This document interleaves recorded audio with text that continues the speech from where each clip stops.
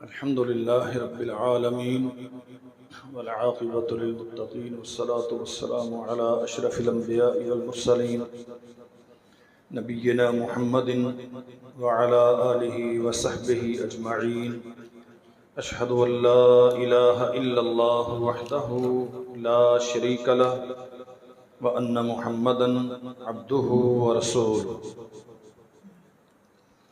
أما بعد فقد قال الله تبارك وتعالى أعوذ بالله السميع العليم من الشيطان الرجيم من حمزه ونفخه ونفسه ولله على الناس حج البيت من استطاع إليه سبيلا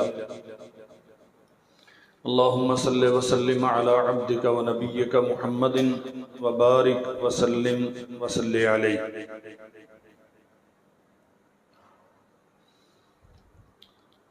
بیت اللہ کا حج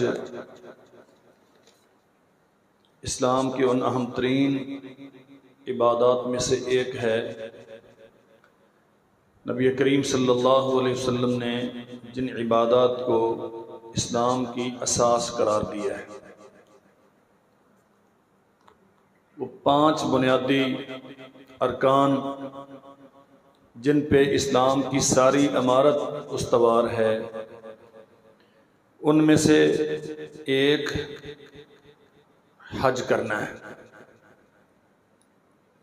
نبی کریم صلی اللہ علیہ وسلم نے فرمایا ایھا الناس ان اللہ فرض علیکم الحج فحجوا، لوگو اللہ نے ہر صاحب استطاعت پر حج فرض کیا ہے، تم حج کرو۔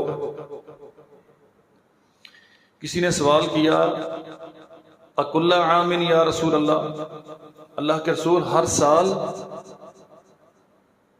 نبی کریم صلی اللہ علیہ وسلم کافی دیر خاموش رہے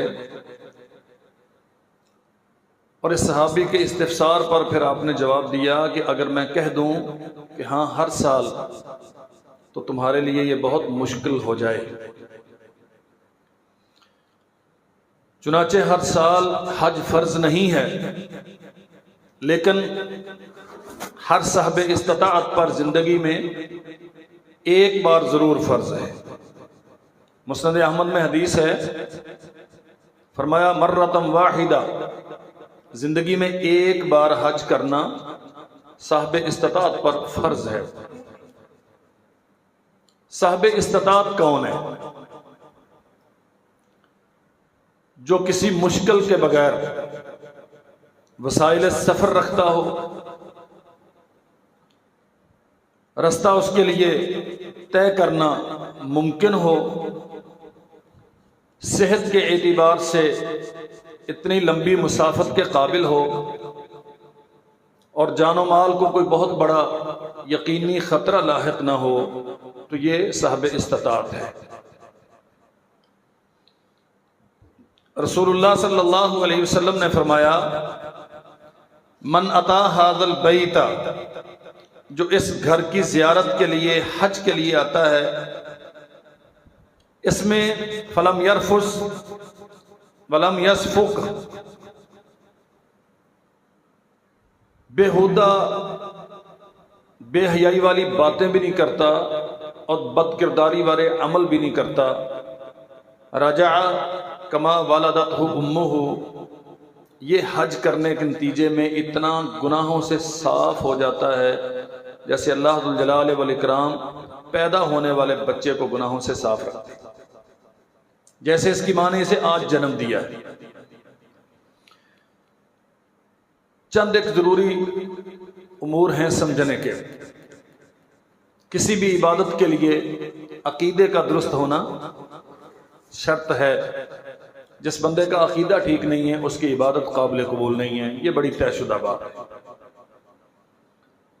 لاکھوں روپیہ لگا کے سفر حج اختیار کیا جاتا ہے، اللہ ذو الجلال والاکرام توفیق بھی دے اور قبول بھی کرے، لیکن اس سے کہیں زیادہ ضروری ہے ہم یہاں رہتے ہوئے اپنے عقائد پہ بہت زیادہ توجہ کریں اور رسول اللہ صلی اللہ علیہ وسلم کے سکھائے ہوئے عقائد کے مطابق اپنے عقائد ترتیب دیں۔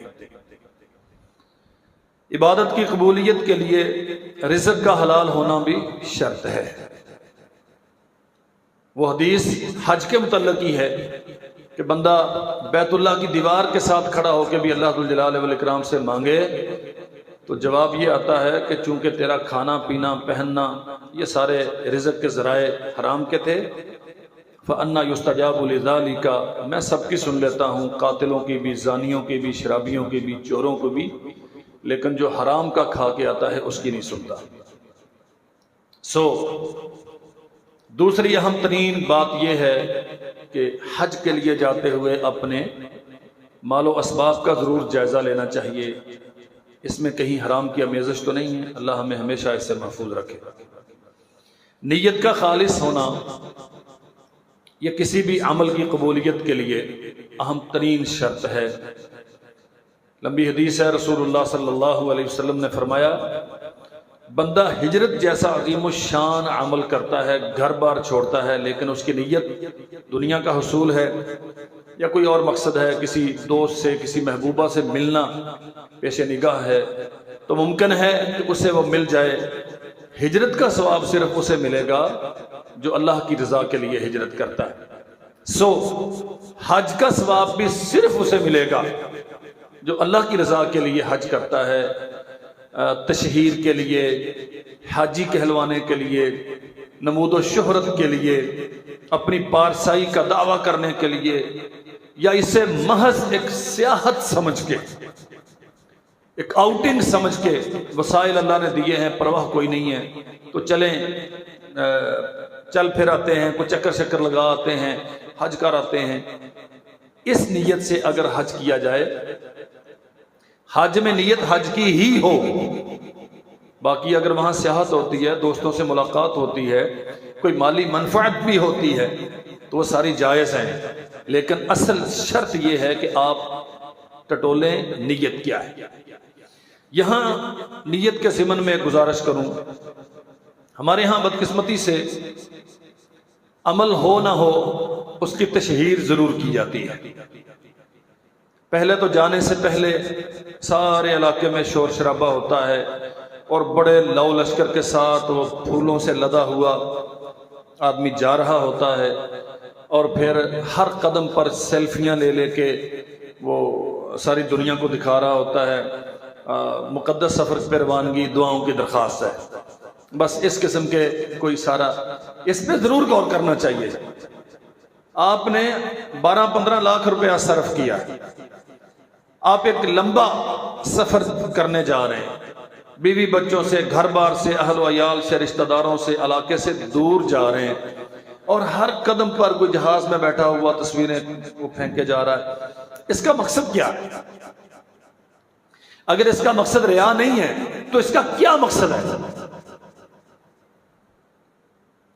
میں فتویٰ نہیں لگاتا، لیکن اللہ کے لیے اس پہ غور ضرور کیجئے گا کہ اگر ہمارے اس عمل کا مقصد بار بار تصویریں میڈیا پہ چڑھانے کا مقصد ریا نہیں ہے تو کیا ہے؟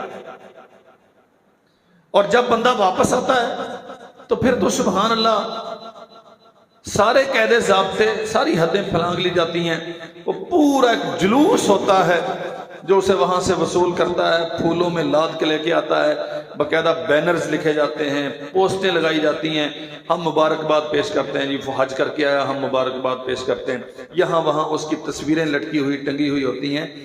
یہ سارے وہ عمل ہیں جو اخلاص نیت کے منافی ہیں اور جو اعمال کو برباد کر دینے کا باعث ہے۔ چوتھی چیز عمل کی قبولیت کے لیے نبی کریم صلی اللہ علیہ وسلم کی سنت کا پوری کوشش کے ساتھ کامل اتباع کرنا ہے۔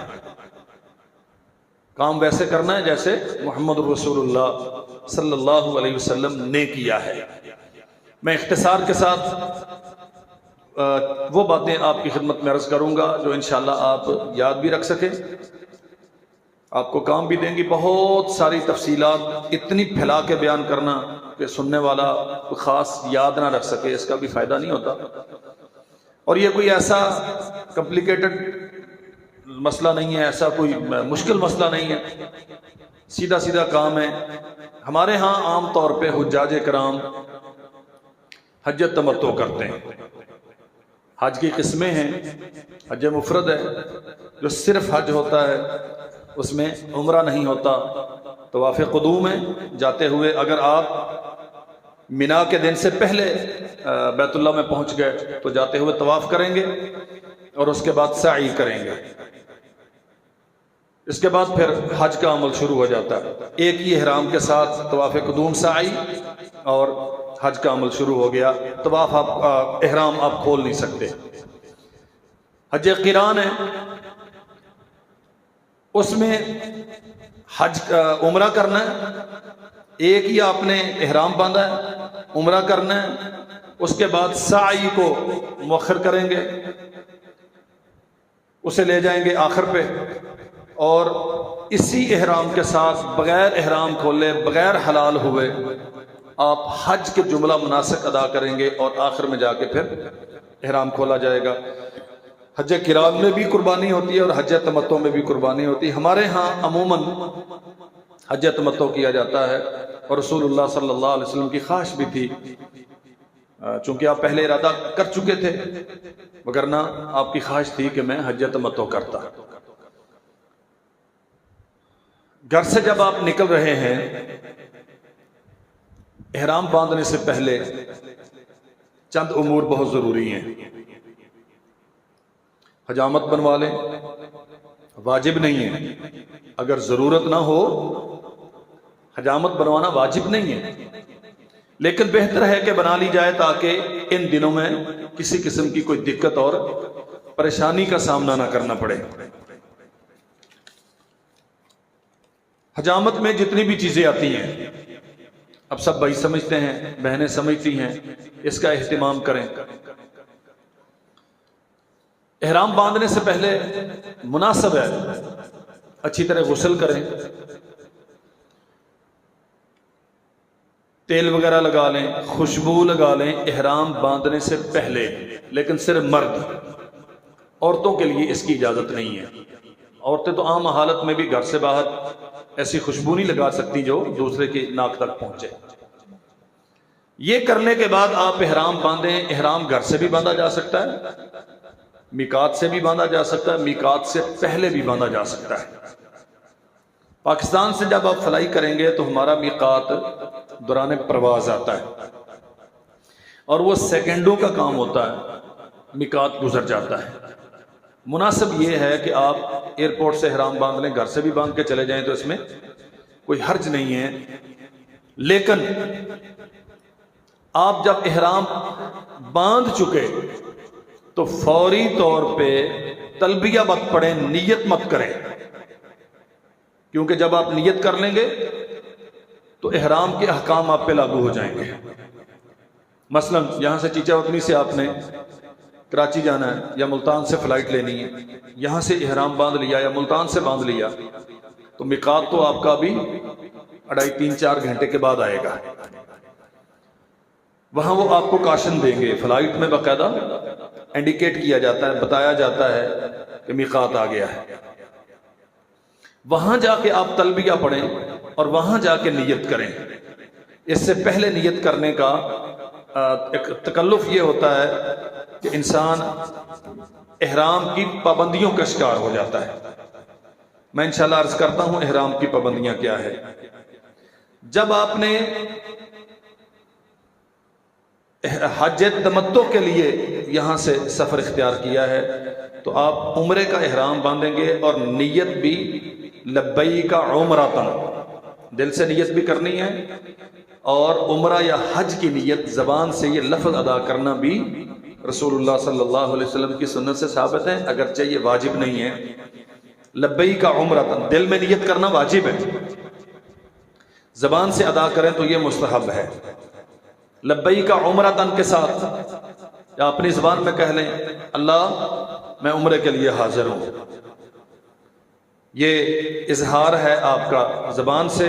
پھر رسول اللہ صلی اللہ علیہ وسلم نے ایک طریقہ یہ بھی بتایا ہے، آپ یہ دعا کریں اللہم محلی حیث حبستنی، میرے حلال ہونے کی وہی جگہ ہے جہاں تو مجھے روک دے گا، یعنی اگر کسی وجہ سے یہ خدشہ ہو یا امکان ہو کہ میں بیت اللہ تک یا عمرے کے مقام تک نہیں پہنچ سکوں گا، رستے میں روک دیا جاؤں گا، اگر یہ نیت ساتھ کر لی ہے نا، تو کسی وجہ سے اگر آپ کو روک دیا گیا ہے، اللہ نہ کرے بیمار ہو گئے ہیں، کوئی اور انسیڈنٹس ہو گیا ہے، تو جہاں آپ رک گئے ہیں وہیں آپ احرام کھول سکتے ہیں بغیر کوئی قربانی وغیرہ کیے، اور وہیں سے آپ واپس لوٹ سکتے ہیں، یا جہاں آپ نے جانا ہے جا سکتے ہیں، پھر آپ پہ اس کا کوئی کفارہ نہیں ہوگا، بشرطے کہ یہ نیت کی ہوئی ہو کہ یا اللہ میرے حلال ہونے کی وہی جگہ ہے جہاں تک میں پہنچ سکوں، اگر اپنی منزل تک پہنچ گیا تو میں سارے فرائض ادا کروں گا، اور اگر اس سے پہلے کسی وجہ سے روک دیا گیا تو میری حلال ہونے کی وہی جگہ۔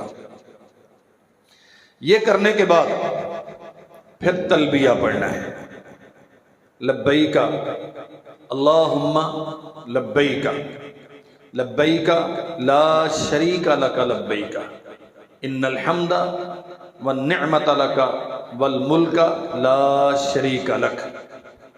یہ زبانی یاد کرنے والی چیز ہے، ضرور یاد کیجئے، ریکارڈنگ ہو رہی ہے، یہ لے جائیے، کچھ اوراق ہم نے کاپیاں کروائیں، یہ بھائیوں کو مل جائیں گے، یہ یاد کریں لازمی۔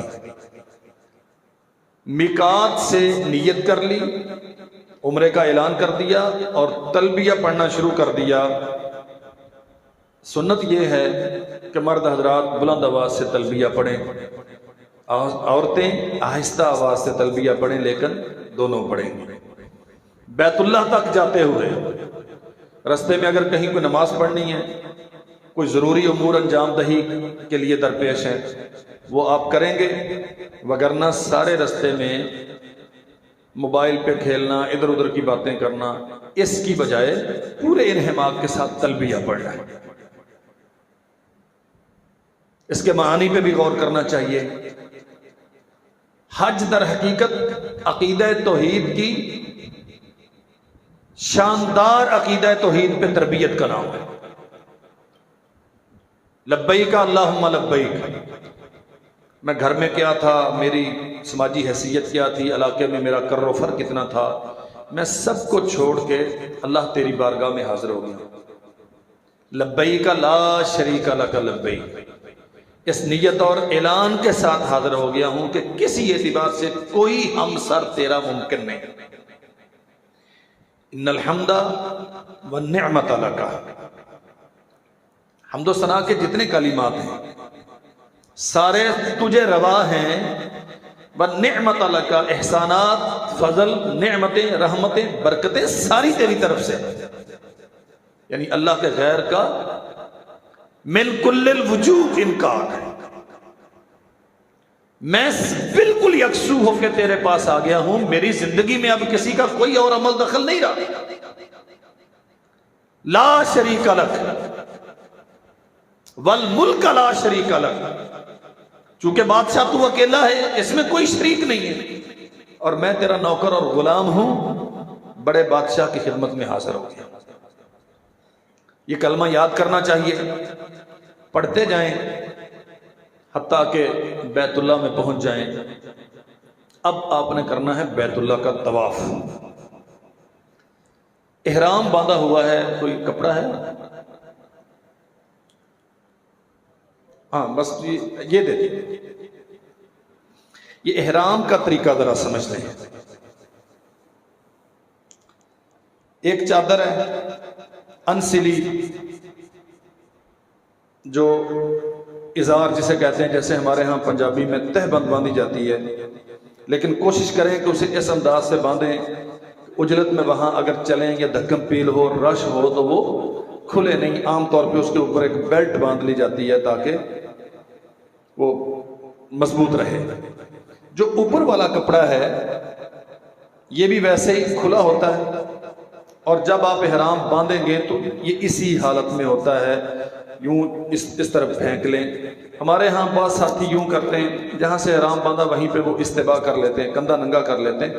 ایسا نہیں ہے، کندھا ننگا کیا جاتا ہے صرف طواف کے وقت، اس سے پہلے، اس کے بعد، یا دوران طواف کسی وجہ سے آپ نے طواف موقوف کر دیا ہے، نماز کا ٹائم ہو گیا، تو آپ کندھا ڈھانپ کے نماز پڑھیں گے.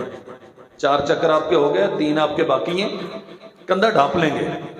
جب طواف ختم ہو گیا یا درمیان سے آپ نے روک دیا تو کندھا ڈھانپ لیں گے, اور جب دوبارہ شروع کریں گے تو کندھا ننگا کریں گے. اور اس کا طریقہ یہ ہے کہ یہ دائیں سائڈ سے یہ کپڑا نیچے سے نکالیں گے اور بائیں کندھے پہ ڈال دیں گے. استحباب, دایاں کندھا ننگا رکھنا. صرف کندھا ننگا رکھنے کا کہا گیا ہے. یہ سارا وہ بلائی حصہ کافی سارا ننگا ہوتا ہے, اس کی کوئی ضرورت نہیں ہوتی. باقی ڈھانپ کے رکھیں, بس یہ ننگا رکھیں. بیت اللہ شریف میں جب انسان پہنچتا ہے کیفیات مختلف ہوتی ہیں. جب ظاہر ہے وہ اللہ کا گھر ہے اور بہت پرشکو ہیبت اور جلال والا اللہ کا گھر ہے, اور ہم گناہگار لوگ مقدر سے وہاں پہنچتے ہیں, تو اپنی اپنی ترجیح ہے ہر بندے کی.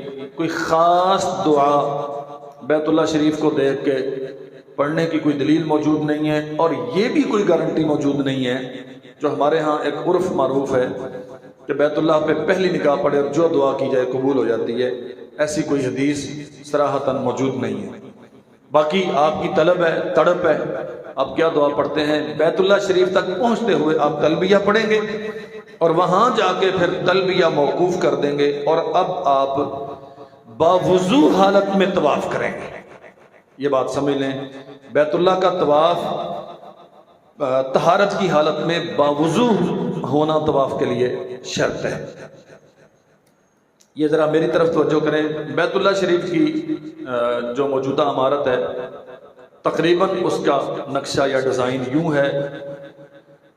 آپ یہ سمجھ لیں کہ یہ مشرقی سمت ہے, یہ مغربی سمت ہے, اور حتیم یہاں مغربی سمت میں ہے. یہ والا جو کونا ہے بیت اللہ شریف کا شمال مشرقی کونا, شمال مشرقی کونا, یہاں پہ حجر اسود ہے. اس کونے میں حجر اسود نصب ہے. اس کے متصل یہاں بیت اللہ کا دروازہ ہے, تھوڑا سا درمیان میں جگہ, تو یہاں حجر اسود سے بیت اللہ کے دروازے کے مابین جو جگہ ہے اسے ملتزم کہا جاتا ہے, جہاں عام طور پہ حجاج کرام چمٹ کر دعا کرتے ہیں. اس سے تھوڑا سا آگے چند قدم پیچھے یہاں مقام ابراہیم ہے. اگرچہ وہ ہے تو اصل تو بالکل دیوار کے ساتھ تھا, لیکن وہ حجاج کی آسانی کے لیے تھوڑا سا پیچھے کر کے وہ باقاعدہ پتھر موجود ہے اور اس کے اوپر وہ شیشے سے اسے کور کیا گیا ہے, یہاں موجود ہے. اس سے آگے یہ سارا ایریا حتیم ہے جو در حقیقت بیت اللہ ہی ہے. حتیم میں اگر کسی کو اللہ توفیق دے وہاں نماز پڑھ لی تو ایسے ہی ہے جیسے اس نے بیت اللہ کے اندر نماز پڑھی. آپ طواف شروع کریں گے یہاں سے, باوضو حالت میں آپ نے طواف کرنا ہے اور طواف شروع کرنا ہے یہاں سے. طریقہ اس کا یہ ہے, بسم اللہ اللہ اکبر. اگر ممکن ہو تو حجر اسود کو بوسہ دیں, ناممکن ہو تو ہاتھ لگا کے اسے بوسہ دیں, یہ بھی ممکن نہ ہو تو کوئی لاٹھی وغیرہ لگا کے اسے بوسہ دیں, اور یہ بھی ممکن نہ ہو تو جہاں آپ موجود ہیں وہاں ہاتھ اٹھا کے اسے استلام کہتے ہیں, بسم اللہ اللہ اکبر. طواف کرتے ہوئے یہ بات ذہن میں رہے, ایک تو آپ کا دایاں کندھا ننگا ہو اور بیت اللہ شریف آپ کے بائیں سائڈ پہ رہے. شمال مشرقی کونے سے آپ نے مغرب کی طرف جانا ہے. بات سمجھ آ رہی ہے؟ یہاں سے طواف شروع کرنا ہے. آپ کا دایاں کندھا بیت اللہ سے مخالف سمت میں ہو, بیت اللہ آپ کے بائیں کندھے کے برابر ہو. یہاں سے آپ طواف کریں گے اور عمرے کا طواف کرتے ہوئے پہلے 3 چکروں میں رمل کرنا سنت ہے. رمل مین جیسے پہلوان جاگنگ کرتے ہیں نا, چھوٹے قدموں کے ساتھ پہلوانوں کی طرح ذرا چلنا, یہاں سے لے کر یہاں تک. یہ رکن یمانی ہے. یہ جو جنوب مشرقی کونا ہے یہ رکن یمانی ہے. یہاں آپ نے بوسہ دیا, ڈائریکٹلی اگر ممکن ہوا ہاتھ لگایا، لاٹھی لگائی یا استلام کیا، بسم اللہ اللہ اکبر کہہ کے سلام کر کے آپ چلے دایاں ہاتھ اٹھا کے۔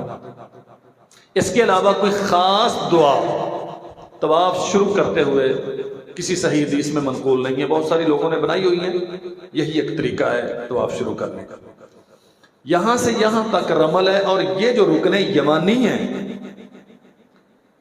اس کو ہاتھ لگانا یہ بھی سنت ہے، لیکن اللہ اکبر کہہ کر ہاتھ لگانا، اس کو چومنا، یا اگر ہاتھ لگانے کا فرصت نہ ہو تو سلام کرنا، یہ ثابت نہیں ہے رکن یمانی کے لیے۔ یہاں سے یہاں تک پہلے 3 چکر رمل کے ہیں اور آخری 4 چکر اطمینان کے ہیں۔ یہاں سے یہاں تک سارے 7 کے 7 چکر اطمینان کے ہیں۔ کوئی خاص دعا بیت اللہ کے طواف میں بہت ساری کتابوں میں ملتی ہیں، یہ پہلے چکر کی ہے، یہ دوسرے چکر کی، یہ تیسرے چکر کی ہے، ایسا کوئی مسئلہ نہیں ہے۔ صرف رکن یمانی سے رکن حجر تک، جہاں حجر اسود نصب ہے، اس رکن تک نبی کریم صلی اللہ علیہ وسلم نے ربنا آتینا فی الدنیا حسنۃ وفی الآخرۃ حسنۃ وقنا عذاب النار یہ دعا پڑھی ہے۔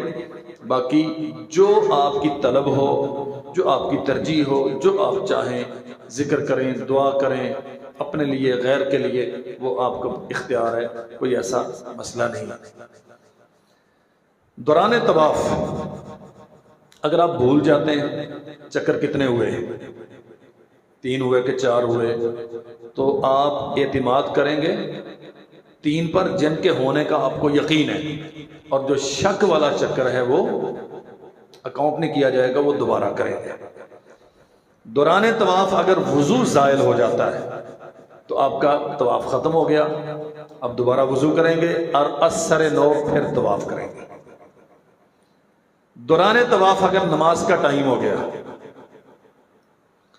تو آپ کندھا ڈھانپ کے نماز پڑھیں گے، اور جہاں سے آپ نے طواف چھوڑا تھا وہیں سے شروع کر کے اسے مکمل کر لیں گے۔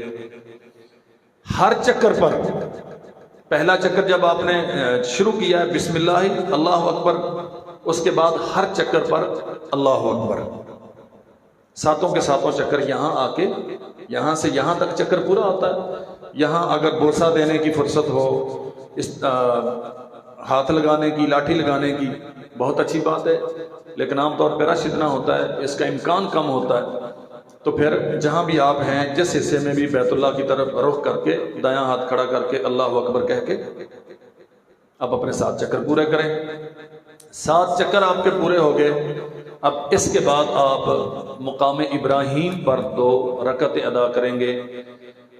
یہ 2 رکعتیں حصہ ہے عمرے کا، اور اس میں وَاتَّخِذُوا مِن مقام ابراہیم مصلی، یہ الفاظ کہنا چونکہ یہ اللہ کا حکم ہے تو اس حکم کی یاد دہانی کے طور پہ یہ الفاظ پڑھنا یہ سنت ہے۔ اگر یاد رہ جائے نہ ہو تو کم از کم یہ احساس ضرور ہونا چاہیے کہ میں اب مقام ابراہیم پہ نماز پڑھنے جا رہا ہوں۔ وہاں جگہ مل جائے تو بہت اچھی بات ہے، نہ ملے تو مسجد الحرام میں جہاں بھی جگہ ملے وہاں 2 رکعتیں ادا کر لیں، انشاءاللہ وہ ادا ہو جائیں گی۔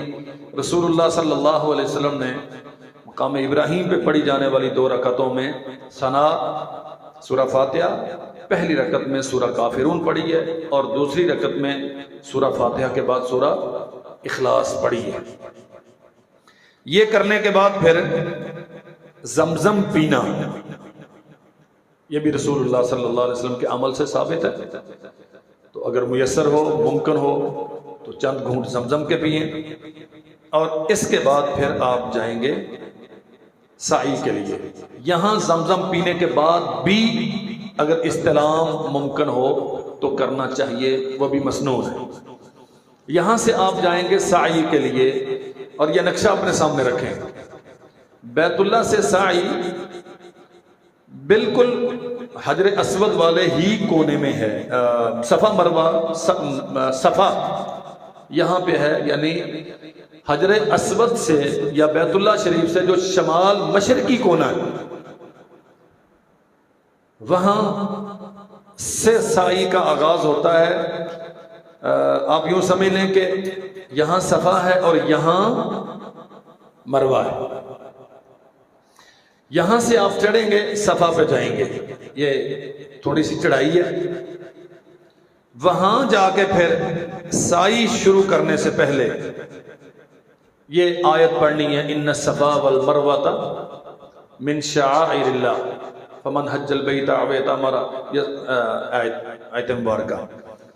اس کے بعد ابدأ بما بدا اللہ بہ، اپنی زبان میں کہہ لیں کہ اللہ میں وہیں سے شروع کر رہا ہوں جہاں سے تو نے شروع کیا، یعنی اللہ تعالیٰ نے قرآن مجید میں اپنے شعار کا ذکر کرتے ہوئے پہلے صفا کا ذکر کیا، تو ہم سعی بھی صفا سے شروع کریں گے، پھر کعبہ شریف کی طرف منہ کر کے دونوں ہاتھ اٹھا کے اللہ اکبر اللہ اکبر اللہ اکبر کہہ کر لا الہ الا اللہ وحدہ لا شریک لہ لہ الملک ولہ الحمد وہو علی کل شیء قدیر کہنا، یہ رسول اللہ صلی اللہ علیہ وسلم کی سنت ہے۔ اس کے علاوہ الحمدللہ الذی لا الہ الا اللہ وحدہ انجز وعدہ ونصر عبدہ، رسول اللہ صلی اللہ علیہ وسلم کی یہ حدیث ہے۔ اس کے علاوہ آپ جو دعا یہاں مناسب سمجھیں وہ کر سکتے ہیں، بیت اللہ شریف کی طرف منہ کر کے، یعنی وہاں اس کونے میں کھڑے ہوں گے، اس طرف آپ کا منہ ہوگا۔ یہاں سے پھر آپ سعی شروع کریں گے، مغرب کی طرف چلیں گے۔ صفا مشرق میں ہے اور یہاں سے آپ مغرب کی طرف چلیں گے، تھوڑا سا نیچے اترنے کے بعد وہاں سبز لائٹیں لگی ہوئی ہیں، ماشاءاللہ انتظامات بہت ہو گئے، یہاں سے یہاں تک سبز لائٹیں لگی ہوئی ہیں۔ یہ جو دو لائٹوں کا دورانیہ ہے، اس میں تھوڑا سا بھاگنے کے سے انداز میں مرد حضرات چلیں گے، عورتوں کے لیے یہ لازم نہیں، اور جب لائٹ ختم ہو جائے تو پھر وہاں نارمل کنڈیشن میں یعنی پھر چڑھائی شروع ہو جاتی ہے۔ جب آپ مروہ پہ پہنچیں گے تو پھر یہی دعائیں جو صفا پہ آپ نے کی تھیں، یہ 7 چکر ہیں، لیکن یہاں سے لے کر یہاں تک ایک چکر اکاؤنٹ ہوتا ہے۔ عام طور پہ یہاں سے گھوم کے واپس آئیں تو چکر ہوتا ہے، لیکن سعی میں یہاں سے یہاں تک ایک چکر ہے اور یہاں سے واپسی پھر دوسرا چکر اکاؤنٹ ہوتا ہے۔ تو یہ 7 چکر ہم لگائیں گے، یہاں جا کے آپ کے 7 چکر مروہ پر پورے ہوں گے۔ اس کے بعد آپ حلق کروائیں گے یا قصر کروائیں گے، یعنی بال چھوٹے کروائیں گے یا بالکل منڈوا دیں گے، جو آپ کو پسند ہو۔ عمرے والے عام طور پہ جب اس کے بعد حج بھی کرنا ہے تو پھر چھوٹے کرواتے ہیں، بعد میں حج میں پھر حلق کرواتے ہیں۔ اور اب آپ احرام کھول دیں گے، احرام کی ساری پابندیاں آپ سے ختم ہو گئی ہیں، اس صورت میں کہ آپ حج تمتع کی نیت سے گئے اور عمرہ آپ نے مکمل کر لیا ہے، احرام آپ نے کھول دیا ہے، سعی کے بعد حلق وغیرہ یا قصر وغیرہ ہو گیا، احرام کھل گیا، اب آپ کے لیے احرام کی ساری پابندیاں ساقط ہو گئی ہیں، کسی قسم کی کوئی پابندی احرام کی آپ پہ باقی نہیں رہی، حتیٰ کہ اہل کے پاس جانا بھی جائز ہو گیا ہے۔ یہ عمرے کا مکمل طریقہ ہے۔ کچھ چیزیں انشاءاللہ میں انہیں ایکسپلین کرتا ہوں، پہلے آپ حج کا طریقہ سمجھ لیجئے۔ اب آپ کے پاس جتنے بھی دن ہیں، آپ مکہ مکرمہ میں رہیں، آپ دائیں بائیں جائیں، اب بار بار طواف کرتے رہیں، بیت اللہ میں رہیں، جہاں بھی جائیں، اگر آپ کے پاس 8 سے پہلے ٹائم ہے تو آپ اس میں آزاد ہیں، آپ کا عمرہ ہو گیا ہے۔ اچھا، مناسک حج شروع ہوتے ہیں 8 ذی الحج کو، جہاں آپ کی رہائش ہے، جہاں آپ ٹھہرے ہوئے ہیں، جب آپ نے حج تمتع کا احرام نیت کی ہے اور عمرہ کر لیا تو آپ اپنی قرارگاہ سے، اپنی رہائش گاہ سے احرام باندھیں گے اور لبیک حجۃ کے ساتھ نیت کرتے ہوئے تلبیہ پڑھنا شروع کریں گے، اور 8 ذی الحج کو احرام باندھنے کا وہی طریقہ جو میں پہلے عرض کر چکا ہوں، 8 ذی الحج کو زوال سے پہلے آپ کوشش کریں گے کہ مینا میں پہنچ جائیں۔ رسول اللہ صلی اللہ علیہ وسلم کی سنت یہی ہے، 8 ذی الحج کو ظہر سے پہلے، زوال سے پہلے مینا میں پہنچنا، تلبیہ پڑھنا جو میں پہلے عرض کر چکا ہوں، ظہر، عصر، مغرب اور عشاء 8 ذی الحج کی یہ چاروں نمازیں منا میں اپنے اپنے وقت پہ ادا کرنا، لیکن قصر، ظہر بھی قصر ہوگی اپنے ٹائم پہ ہوگی، عصر بھی قصر ہوگی لیکن اپنے ٹائم پہ ہوگی، مغرب بھی اپنے ٹائم پہ ہوگی، اور عشاء بھی قصر ہوگی لیکن اپنے ٹائم پہ ہوگی، یہاں جمع نہیں کی جائیں گی۔ رات یہاں منا میں گزارنا اور 9 ذی الحج کی فجر منا میں ادا کر کے اللہ ذو الجلال والاکرام کا ذکر کرنا، دعائیں پڑھتے رہنا،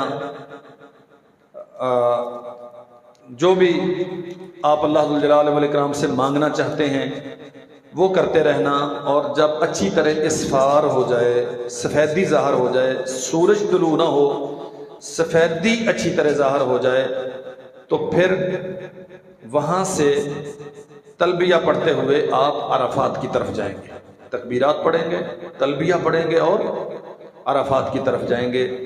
یہ اہم ترین دن ہے حجاج کے لیے، 9 ذی الحج کا۔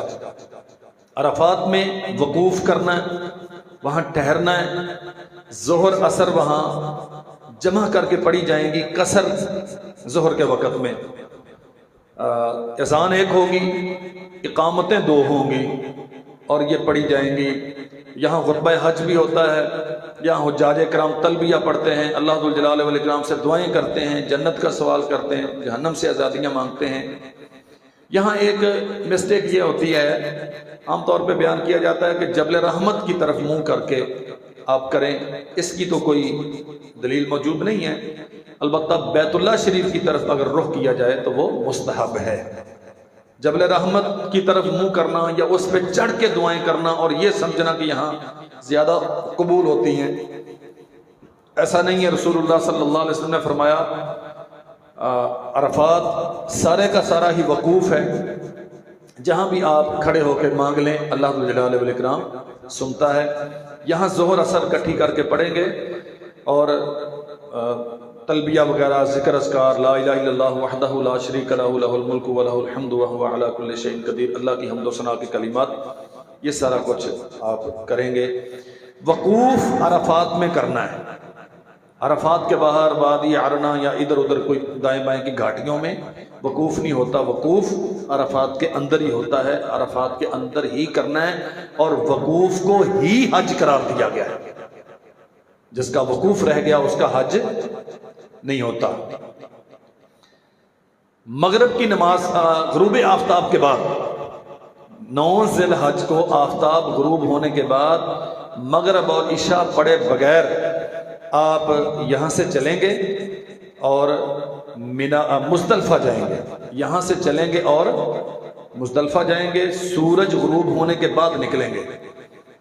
قانون یہ ہے، لیکن یہاں ایک مسئلہ سمجھ لیں، شرعی اصول تو یہی ہے کہ سورج غروب ہونے کے بعد جائیں گے، لیکن چونکہ رش بہت زیادہ ہوتا ہے تو جو منتظمین ہیں وہ عام طور پہ وہ 3 ساڑھے 3 بجے کے قریب قافلوں کو نکالنا شروع کر دیتے ہیں مزدلفہ کی طرف۔ تو چونکہ انتظامی ضرورت ہے تو اس میں کوئی مسئلہ نہیں ہے، چونکہ ایک حدیث موجود ہے رسول اللہ صلی اللہ علیہ وسلم کی، جو بندہ 9 ذی الحج کے دن میں وقوف میں نہ پہنچ سکا تو وہ آنے والی رات کا کچھ حصہ اگر وقوف میں گزار لے تو اس کا حج ہو جائے گا۔ اس کا مطلب یہ ہے کہ پورا ٹائم عرفات میں رکنا ضروری نہیں ہے، اگر کوئی ایسی حاجت پیش آتی ہے، کوئی ضرورت ہے تو اس سے پہلے بھی نکلا جا سکتا ہے۔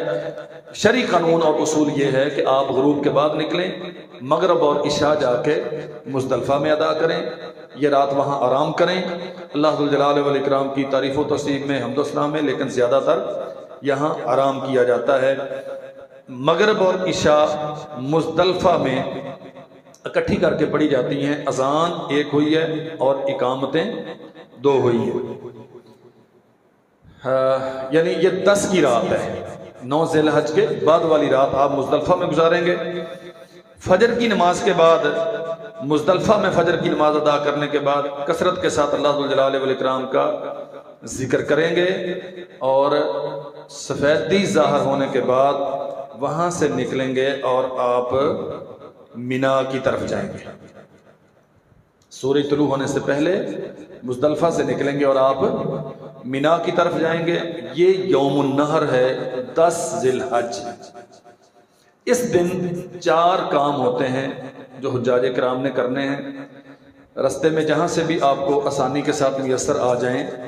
7 کنکریاں، وہ اتنے بڑے بڑے ڈھیلے نہیں لینے، بس یہ چنے کا دانہ جیسے تھوڑی سی بڑی ہو جائیں، وہ آپ جمع کر لیں اور وہاں جا کے جو جمرہ کبریٰ ہے اللہ اکبر کہہ کر، ہر کنکر کے ساتھ اللہ اکبر کہہ کر اسے کنکر مارنی ہے. پہلا کام. اسی دن کا کام یہ ہے کہ آپ نے قربانی کرنی ہے. اسی دن کا کام ہے آپ نے حلق کروانا ہے. اور اسی دن کا کام ہے کہ آپ نے طواف افاضہ یا طواف زیارت بھی اسے کہتے ہیں وہ کرنا ہے اور سعی کرنا ہے. یہ اچھی طرح مسئلہ سمجھنا. صحیح بخاری اور مسلم میں 1 سے زائد حدیثیں موجود ہیں.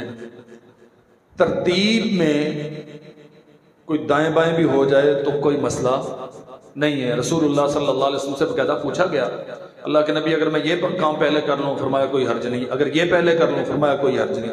پہلے آپ جمرہ کبریٰ کو کینکریاں مار لیں، پھر قربانی کر لیں. قربانی کا عام طور پہ وہاں ٹوکن ہوتا ہے. اور یہاں یہ سوال بھی ایک پیدا ہوتا ہے کہ ابھی تو قربانی نہیں ہوئی تو کیا ہم احرام کھول سکتے ہیں کہ نہیں کھول سکتے. قربانی جب آپ سے وہ پیسے وغیرہ وصول کرتے ہیں تو میرے خیال میں وہ میسج وغیرہ کرتے ہیں کہ اتنے بجے تک آپ کی قربانی ہو جائے گی، اور پھر وہ کنفرمیشن بھی آپ کو دیتے ہیں کہ یہ ہو چکی ہے. جو کام آپ نے آج کے دن میں احرام کھولنے سے پہلے پہلے کرنے ہیں وہ کرتے کرتے عموماً کنفرمیشن ہو جاتی ہے. کوئی زیادہ لمبا انتظار نہیں کرنا پڑتا. لیکن بہرحال احرام کھولنے سے پہلے پہلے یہ کام کرنے لازم ہے. پہلے قربانی کی کنفرمیشن ہو جائے، اب بعد میں حلق کروا لیں. آپ حلق پہلے کروا لیں یا آپ طواف افاضہ پہلے کر لیں، سعی پہلے کر لیں، اس میں کوئی مسئلہ نہیں ہے. بلکہ بعض لوگ جو بڑی عمر کے ہوتے ہیں یا جن کے ساتھ خواتین ہوتی ہیں وہ طریقہ یہ اختیار کرتے ہیں کہ جب صبح مینا کی طرف نکلتے ہیں تو مینا جانے کی بجائے وہ مکہ چلے جاتے ہیں، بیت اللہ شریف چلے جاتے ہیں. وہ پہلے جا کے طواف کرتے ہیں چونکہ اس وقت اہل مکہ عید کی ادائیگی کے لیے جمع ہوتے ہیں اور جو حجاج کرام ہیں وہ زیادہ تر مینا میں کنکریاں مارنے اور جمرات کی طرف مشغول ہوتے ہیں. تو معذور یا بڑی عمر کے لوگ اس وقت سے فائدہ اٹھاتے ہیں. اس وقت رش بیت اللہ میں نہ ہونے کے برابر ہوتا ہے تو آسانی سے طواف افاضہ کر لیتے ہیں، سعی کر لیتے ہیں، پھر وہاں جاتے ہیں اور جا کے جمرہ کبریٰ کو کنکریاں مارتے ہیں اور پھر قربانی کی کنفرمیشن ہو جائے تو اچھا. یہاں ایک بات ذہن میں رہے، سیدہ ام سلمہ رضی اللہ عنہا یہ حدیث بیان کرتی ہیں، سنن نبی داؤد میں ہے اور صحیح سند کے ساتھ یہ حدیث ہے. کچھ لوگوں نے قربانی بھی کر لی، حلق بھی کر لیا، جمرہ کو کنکریاں بھی مار لی، ابھی طواف افاضہ نہیں کیا تھا، طواف زیارت نہیں کیا تھا، احرام کھول دیا. رسول اللہ صلی اللہ علیہ وسلم نے ان سے پوچھا کہ آپ نے طواف افاضہ کر لیا؟ اللہ کے نبی نہیں کیا. تو فرمایا جاؤ کپڑے بدل کے احرام پہن کے آؤ. احرام دوبارہ پہنایا اور فرمایا کہ طواف افاضہ کرو گے تو احرام کھلے گا. یہاں عام طور پہ مسٹیک ہوتی ہے، یہ بات ذہن میں رہے، طواف افاضہ کرنے کے بعد احرام کھولنا ہے، اس سے پہلے آپ احرام نہیں کھولیں گے. ہاں البتہ اگر کسی غلطی کی وجہ سے ایسا ہو جائے تو اس پہ کوئی کفارہ یا دم وغیرہ نہیں ہے، اس کا کوئی جرمانہ ادا نہیں کرنا پڑتا. یہ یوم النحر کے کام ہیں 10 ذی الحج کے. اگر آپ نے طواف افاضہ اسی دن کر لیا اور احرام کھل گیا آپ کا تو اب آپ حلال ہو گئے ہیں. آپ سارے کام کر سکتے ہیں، کنگھی کر سکتے ہیں، خوشبو لگا سکتے ہیں، کوئی ناخن کاٹنا ہے کاٹ سکتے ہیں، سوائے اپنے اہل کے پاس جانے کے.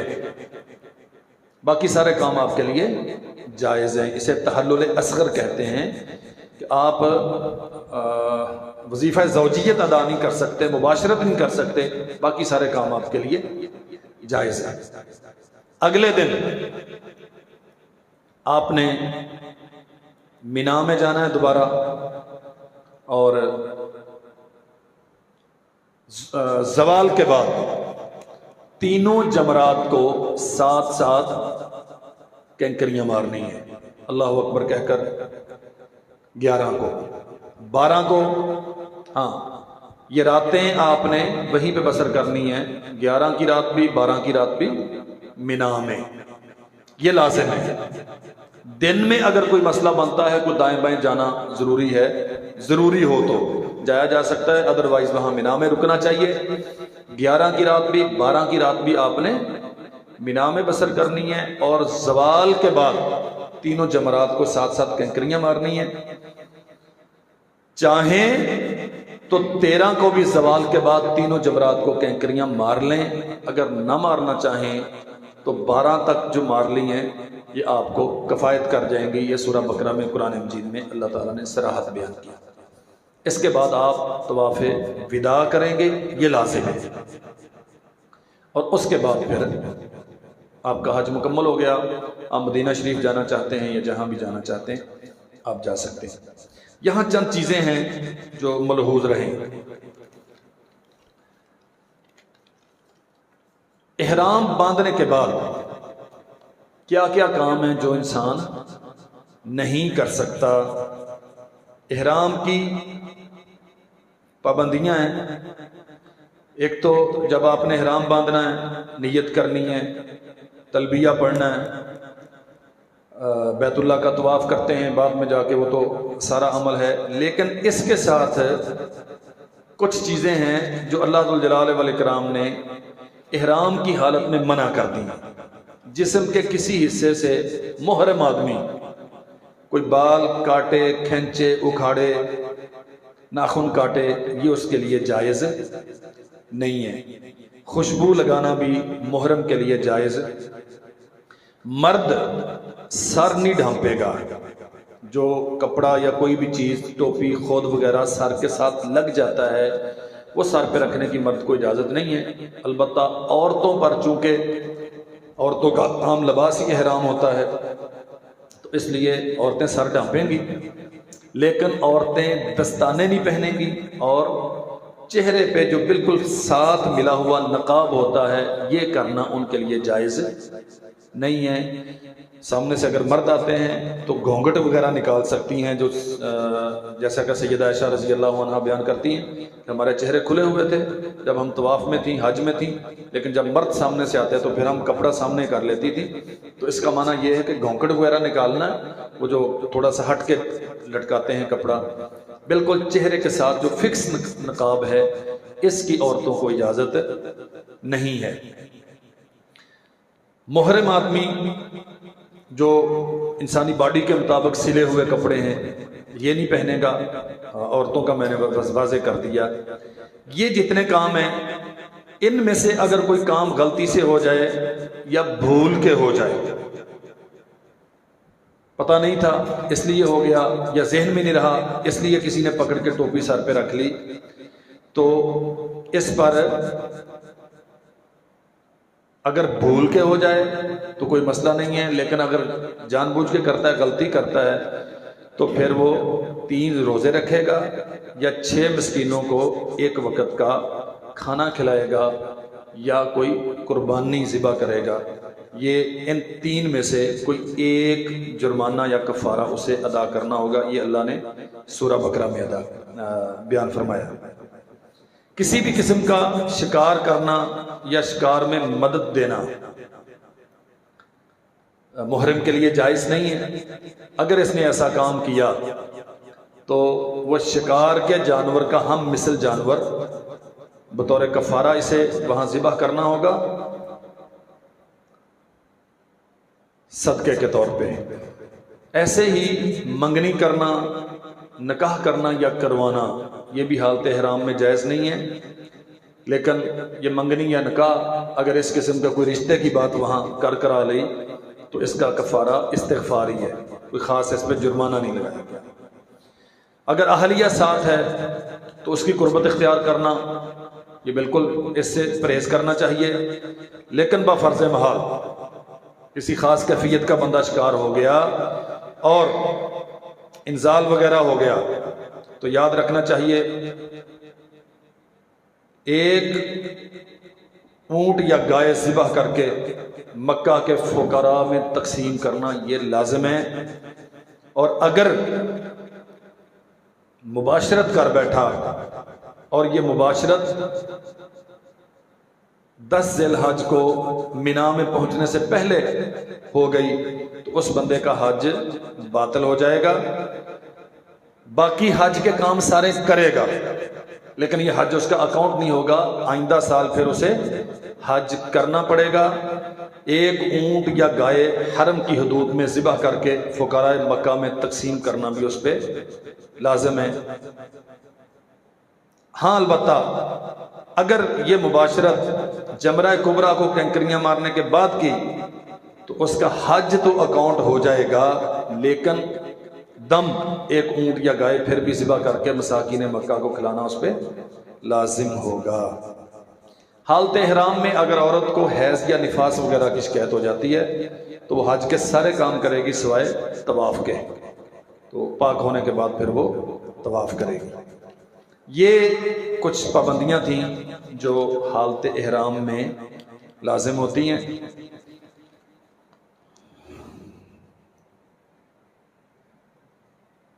حج مکمل ہونے کے بعد 12 کو یا 13 کو عام طور پہ حجاج کرام پھر مدینہ منورہ کا رخ کرتے ہیں. اللہ تعالیٰ نے توفیق دی ہے تو جانا بھی چاہیے.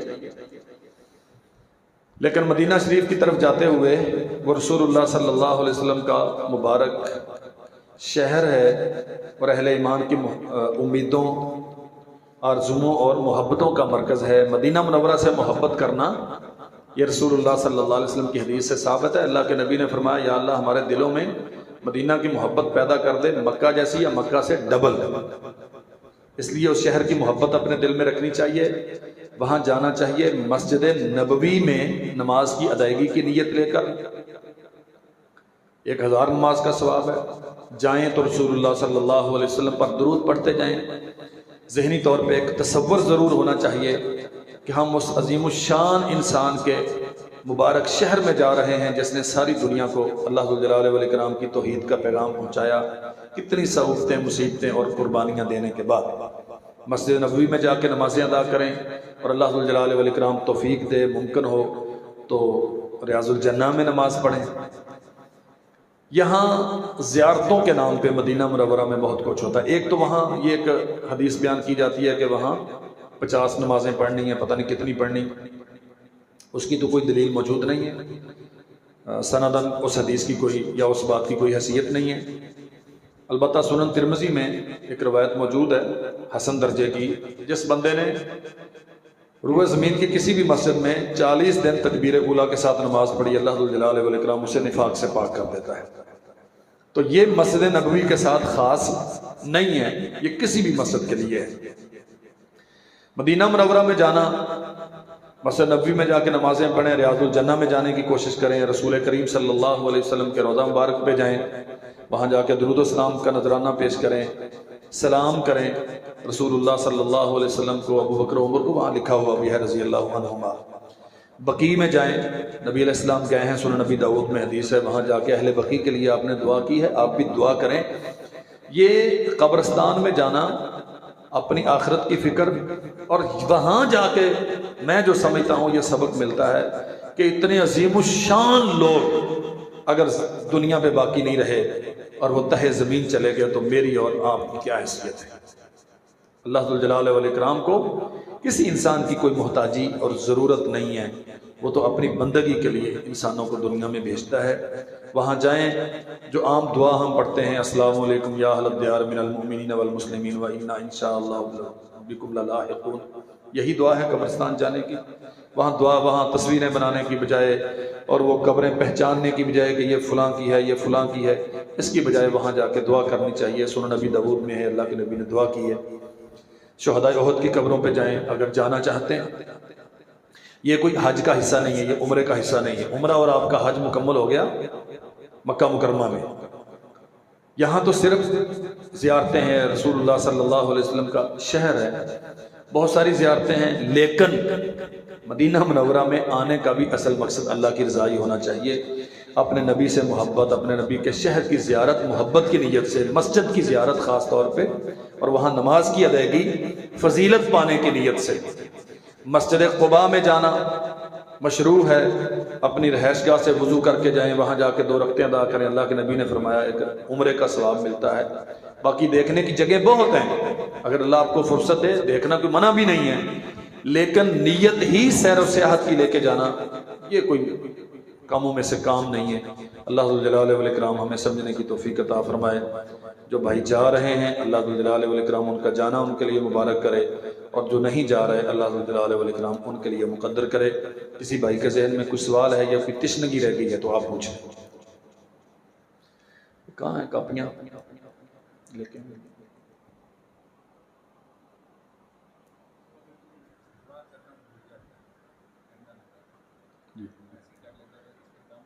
نہیں کوئی دم نہیں، اس پہ دم نہیں۔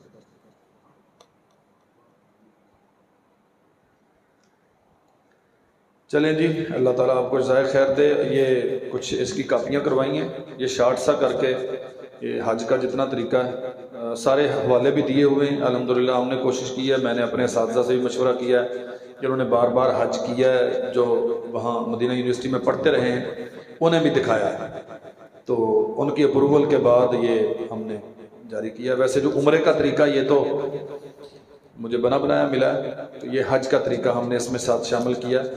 آپ بھائی جس کو چاہیے یہ آپ لے سکتے ہیں۔ یہ جو احرام باندھ کے وہ جو 2 رکعتیں پڑھنے والی بات ہے نا، تو یہ اس کی کوئی حیثیت نہیں، احرام کی کوئی 2 رکعتیں نہیں ہے۔ رسول اللہ صلی اللہ علیہ وسلم نے جو ذی الحلیفہ پہ احرام باندھا اور وہ رکعتیں پڑھی تھی تو وہ نماز کا ٹائم تھا، تو وہ اس لیے رکعتیں پڑھی تھی، احرام کی کوئی اسپیشلی رکعتیں نہیں ہیں۔ جو دوست یہاں سے مدینہ منورہ جائیں گے تو وہ وہاں ذی الحلیفہ سے احرام باندھیں گے، ان کا میقات وہاں موجود ہے۔ جزاکم اللہ خیر، سبحانک اللہم و بحمدک، اشہد ان لا الہ الا انت، استغفرک۔